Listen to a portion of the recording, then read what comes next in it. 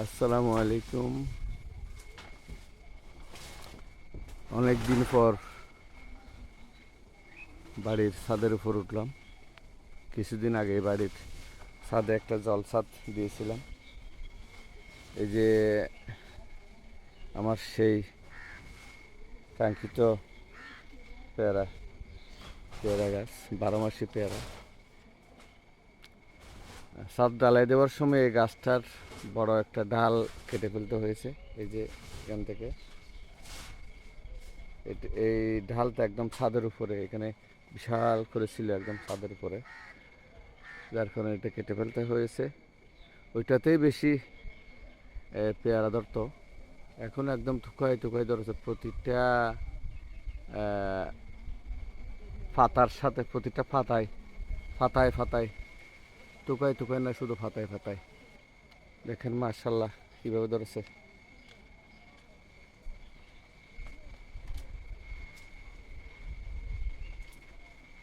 গত বছর আমি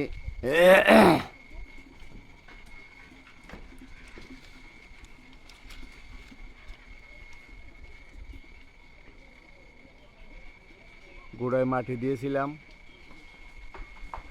যার কারণে ওইদিকে দেখা যাচ্ছে একদম টুকাই টুকাই।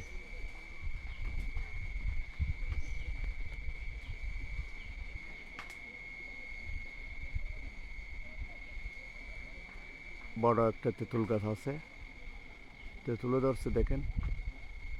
তবে তেঁতুল খাওয়া যায় না, মাটিতে ফললে খাওয়া যায়। এত উঁচা বড় একটা তেঁতুল গাছে কেউ উঠতে পারে না। ওই যে কাঠ বিড়ালি পাইছ, হ্যাঁ থাকছে এটা। এই যে বড় কাঠ বিড়ালি কাছে ডাল থেকে ছিঁড়ে ছিঁড়ে আমার ছেলে, ওর কাজ হচ্ছে একটু পর উঠো, উঠে খাবে। এ আমার মেয়ের জন্য একটা দেখো তো, বো দেখো না ফাও কিনা। হচ্ছে সেই ডুমুর গাছ, যেটা একবার ভিডিও দিয়েছিলাম।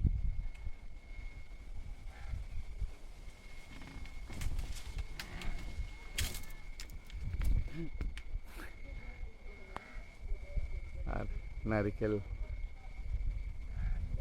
নারিকেল পর্যন্ত কাঠবিড়ালি খেয়ে ফেলতেছে।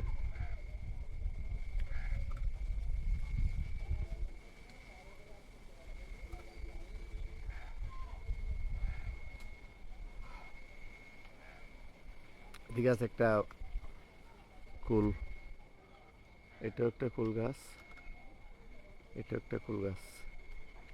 আর ওদিকে একটা আমলকি গাছ আছে, এই যে আমলকি গাছ। ইয়াত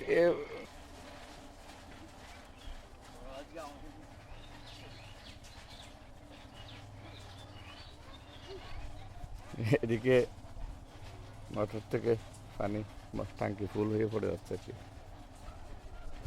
আর ওই যে ওইদিকে দেখেন মায়ানমার,